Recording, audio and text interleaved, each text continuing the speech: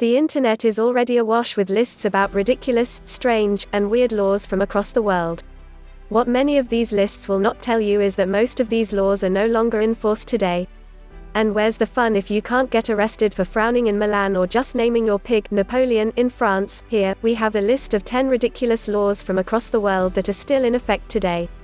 These aren't obscure rules jotted down on some parchment next to provisions for catapulting convicts, they've caused legal trouble for people in this century.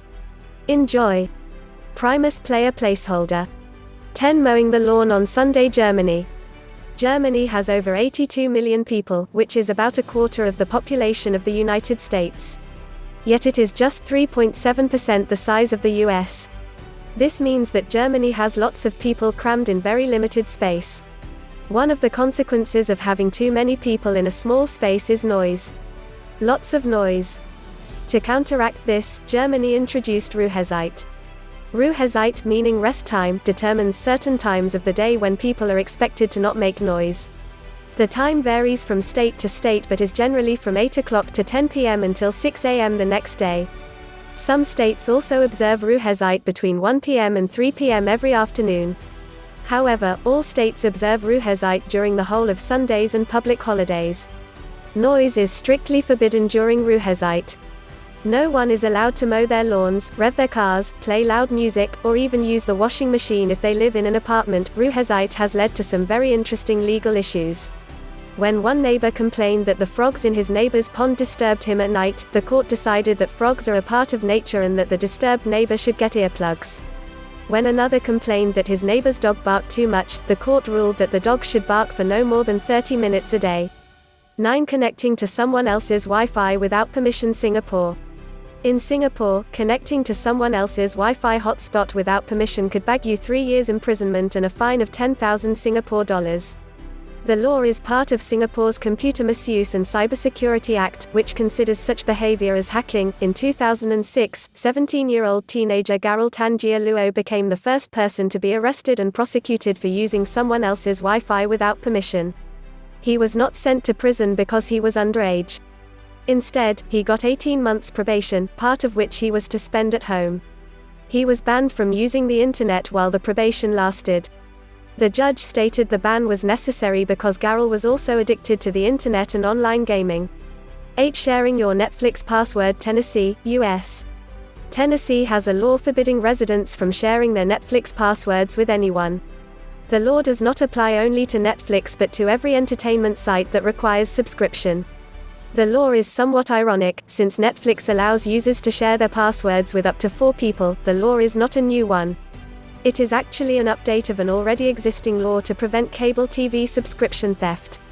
Unsurprisingly, the update was backed by the Recording Industry Association of America, which was concerned with people illegally sharing music. While the law is targeted at hackers who sell Netflix login details and subscribers who send their logins to too many people, legislators agree that innocent users can be arrested for breaking the law. Offenders who used up $500 worth of the service could be slammed with a $2,500 fine and a year of imprisonment, while offenders who go above $500 will get more serious penalties. 7 Getting drunk in a bar. Alaska, U.S. If there is one place people are most likely to get drunk, it is a bar. So it is somewhat ironic that Alaska passed a law banning people from getting drunk in bars. The law was introduced after the state government realized drunks committed the majority of crimes in Alaska. Alaskan cops took to enforcing the law in 2012. Plainclothes police officers visited random bars to find drunk patrons. Once they suspected someone was drunk, they called other cops to make the arrest. Bartenders weren't spared, either, since they could also be arrested for selling alcohol to a drunk person.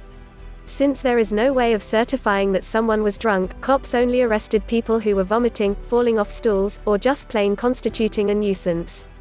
6 Chewing gum. Singapore.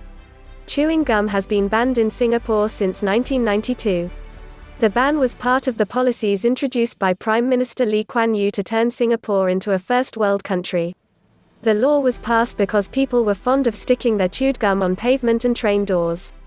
This often created problems, especially on the train doors.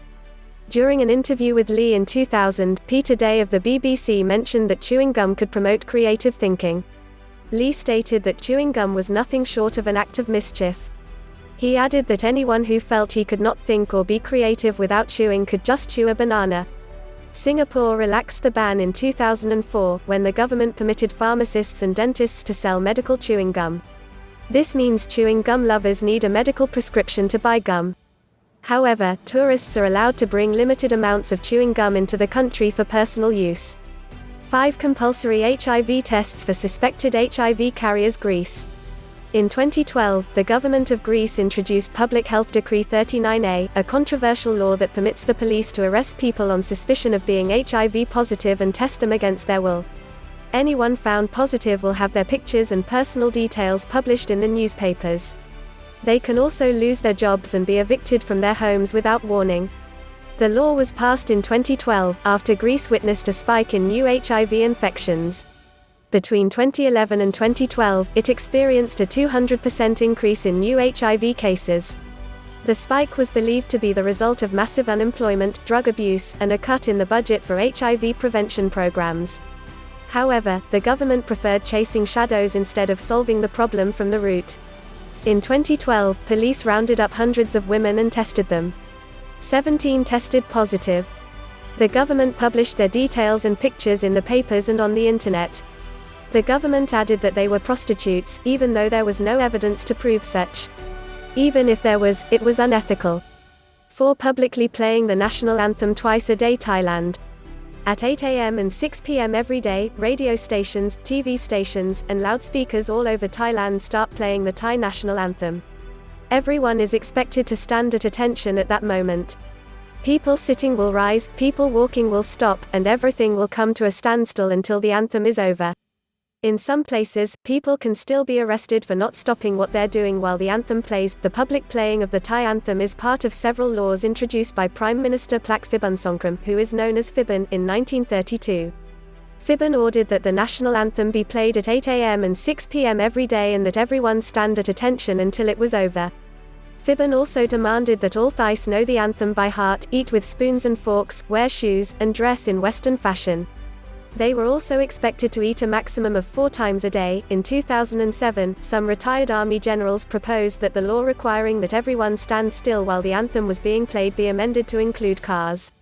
That way, cars would also come to a standstill until the anthem was over. The National Legislative Assembly stated that the proposed amendment could cause confusion and set up a panel to look into it. 3. Insulting the monarchy. Thailand. The lèse-majesté law of Thailand forbids anyone from insulting the Thai royal family. The law is very controversial in Thailand, where it has been used to hunt political opponents. However, it becomes more controversial the moment we realize the king's dog is considered a part of the royal family, and anyone who insults the dog can be punished under the law.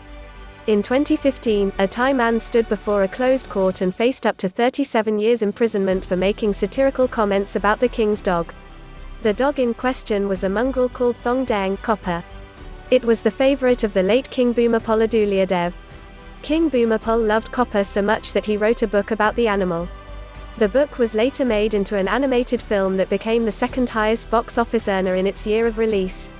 The accused, Thanakorn Sirapaiboon, supposedly made some Facebook posts where he mocked Copper, King Bhumibol, and an ongoing military corruption case. No one knows what Thanakorn posted about Copper, since repeating it would be an act of repeating the crime. Thailand's censorship laws also meant that newspapers could not print whatever Thanakorn supposedly posted, either. The international edition of the New York Times sold in Thailand left the space that was supposed to contain the supposed insult blank. 2. Marrying someone your parents don't like. France. In November 2010, Frenchman Stéphane Sage was hours away from tying the knot with his Hong Kong girlfriend, Man Sin Ma, also called Mandy, when his parents ruled against the marriage. Sage's parents were able to cancel the wedding because of an old French law passed in 1803 that allowed parents and grandparents to overrule the wedding of their children and grandchildren. Originally, Sage's parents claimed they opposed the marriage because Mandy was only marrying their son to gain French nationality. In court, they claimed Mandy was a Chinese spy. The court determined that Sage could marry Mandy, since his parents had no tangible reason for opposing the marriage. 1. Being in possession of a permanent marker while on private property. Oklahoma City, U.S.